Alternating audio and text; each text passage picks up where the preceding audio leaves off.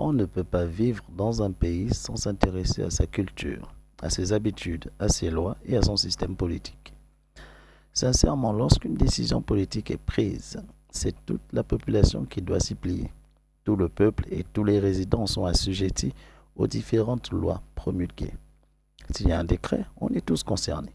La moindre législation, la moindre décision nous concerne tous. C'est bien beau de dire ça ne sert à rien d'aller voter. Ça ne sert à rien de regarder les infos. Ce sont tous les mêmes. On nous prend pour des dindons. En revanche, le constater, se le dire pour se décourager n'est pas une bonne idée. Au pire que le peuple se lève pour choisir ses représentants parmi eux-mêmes. Dans chaque province, dans chaque région, dans chaque ville, que les gens se lèvent pour choisir leurs représentants parmi des personnes hors de la sphère politique actuelle.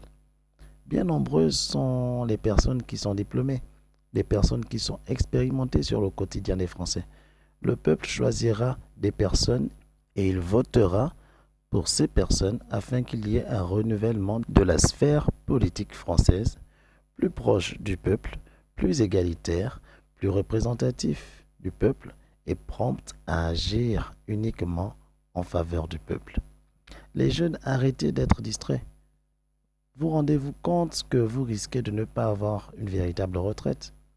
Certains parmi vous pensent aller vivre ailleurs si réellement ça ne va plus, mais la possibilité d'aller vivre ailleurs trouve ses origines des accords politiques.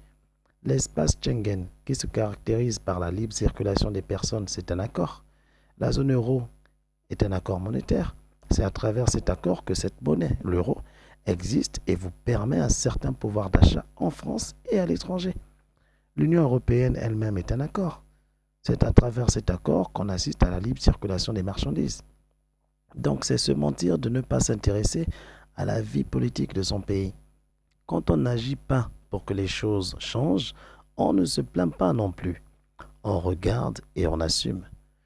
Le jour où on dira qu'un accord a été signé et que la France appartient à un autre pays, là peut-être vous allez prendre ça au sérieux. Mais ce sera trop tard. Des milliards vont à l'étranger et les citoyens réfléchissent pour remplir leur assiette. Pour s'acheter même une voiture française. Sur le sol français, c'est tout un problème. Même d'occasion et de surcroît pas récente, ça coûte cher. Pourtant, la voiture est, dans plusieurs zones, une nécessité. Pour trouver un travail facilement, il faut pouvoir te déplacer pour y aller. C'est aussi une liberté de pouvoir choisir l'heure de son réveil, l'heure de son départ et l'heure de son retour indépendamment des transports en commun. Il y a même des zones interdisant l'accès à certains véhicules pour des raisons écologiques. Mais qui a les moyens de s'acheter une voiture aujourd'hui? Qui peut s'acheter et entretenir une qui respecte ces normes? Regardez les agriculteurs. Ils cherchent à se faire entendre. Et c'est la crise dans presque tous les secteurs. Et pendant ce temps, les bancs français somnolent. Pourquoi cette hypocrisie? C'est parce que ceux qui les décident ne les subissent pas, mais aussi parce qu'ils ne calculent pas vraiment ceux qui les subissent. Ils prétendent juste les représenter. Les partenaires au-delà de l'Europe en parlent. Pendant que les Français méprisent les étrangers, les Français immigrés dans des pays étrangers vivent leur meilleure vie. Quel est le rapport entre la présence d'un étranger en France et le fait que pour tout faire en France, il faut d'abord s'endetter?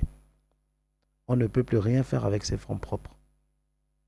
Quel est le rapport avec un étranger? Expliquez.